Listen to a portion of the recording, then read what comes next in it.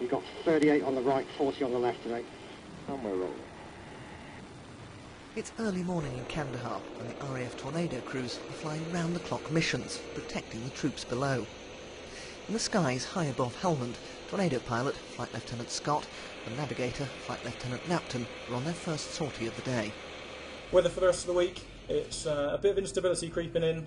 It started with a weather briefing before they run through what their tasks will be. Their main role, offering close air support to NATO forces on the ground, anywhere in Afghanistan. At the start of Operation Moshturak, they flew in 1 week, the same hours they'd normally fly in a month. It's what we trained to do, so to actually get there and achieve that end result of doing it for real is quite rewarding. The first time was quite slow, a slow build-up.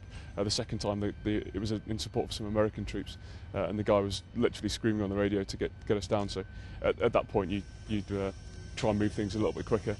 The RAF's Tornadoes have been in service for around 28 years, and the squadron that's been here since January has already flown more than 200 sorties and played a vital role in Operation Moshturak.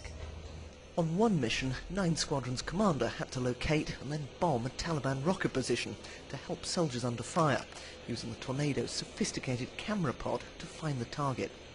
We had intelligence that there was a rocket pointing at them about a kilometre north of the village.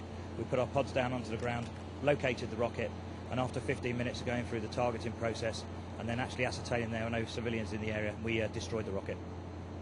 This was the moment of impact filmed from the Tornado, flying at 7 miles a minute, thousands of feet up.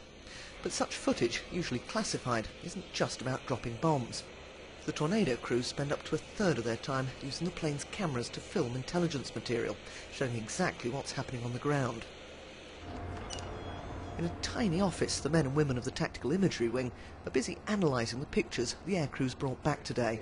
It can even be viewed in 3D, showing the height of compound walls or changes to the road surface that could betray the presence of a roadside bomb.